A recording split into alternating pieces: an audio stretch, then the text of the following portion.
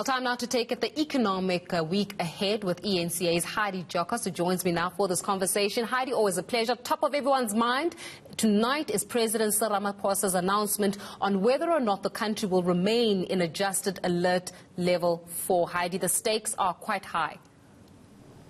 Certainly, Faith, and I think there are many industries and sectors of the economy that will be watching very closely tonight to see whether or not the president and his cabinet decides to carry on with the adjusted alert level 4 lockdown, which directly impacts tourism in and out of Gauteng. It will affect the liquor industry as well as the restaurant sector.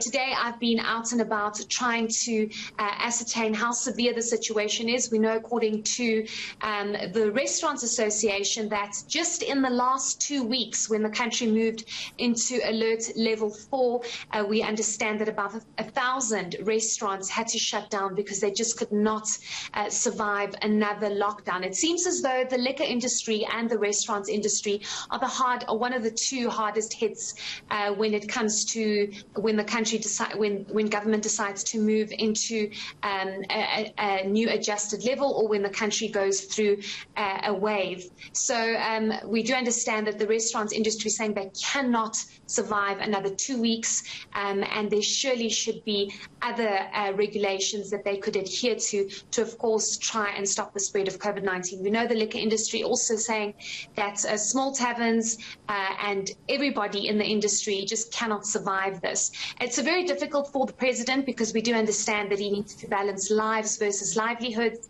And it's quite a challenge given the very high numbers that we are seeing with COVID-19 and how highly transmissible the Delta variant is. But 8 o'clock is when the president is expected to speak, and surely those industries will have a clearer picture of what they can expect come tomorrow.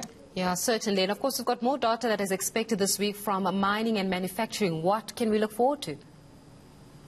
Yes, certainly. So what's interesting about the fact that mining, manufacturing and retail sales will be released this week, we understand Stats SA will be releasing that data. We do know that it comes off a base effect. So basically, when you look at what happened last year during hard lockdown, these industries were basically not performing. They were performing extremely low because there was no production because of the hard lockdown. And when the country moved into adjusted level 4 and 3, that's when these industries started picking up. So many are predicting that it's still going to be significantly lower. Many, Faith, are saying that any kind of normalcy, or what we found to be normal, we'll only start seeing in about a year or two. So these are key sectors to the economy. And we do know that the figures might still be a little skewed because of the so-called base effect, where prices correct back towards more than normal levels after a period of decline. So we'll just have to wait and see. But of course, the business desk will be bringing you all of that.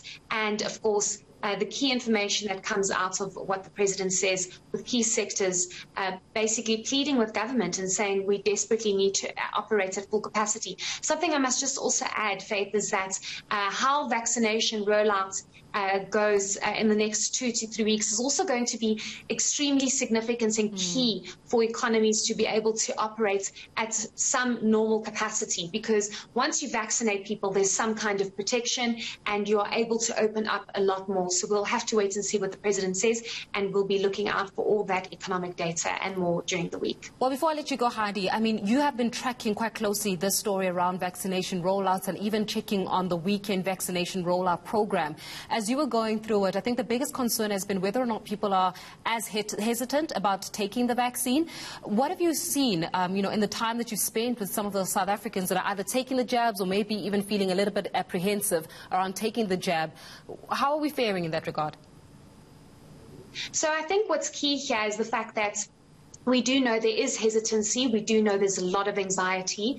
And this has a lot to do with the fact that there were a number of setbacks in the country when it came to the vaccine rollouts and the slow vaccine rollout that the country has been going through. But we are seeing a significant increase and demand in people wanting to get the vaccines. This is why government has decided to increase the cohort group. So it was 60 and above, now it's 50 and above. And as of the 1st of August, it will be between 35 and 149.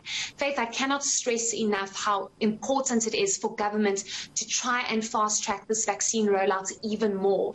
Yesterday, I did a story on how vaccine rollout over the weekend is just not good enough. And we do know that they are trying to ramp this up by the 1st of August. Many saying this might be too late. We need to start focusing on this, because if you look at other countries, such as the UK, yes, they might be experiencing a high level of COVID-19 positive cases, but if you look at their hospitalization and death rates, it's extremely low. And this is because more than half of their population has been vaccinated. So there is certainly a demand for vaccines to be rolled out a whole lot quicker. The pressure is now on government to try and get and reach that 200,000 mark vaccines administered per day, and what the president asked for, 300,000 per day, because that is what the country needs to save lives and to limit the pressure on hospital facilities. Heidi Giokos, we'll leave it there. Thank you so much for joining us this evening.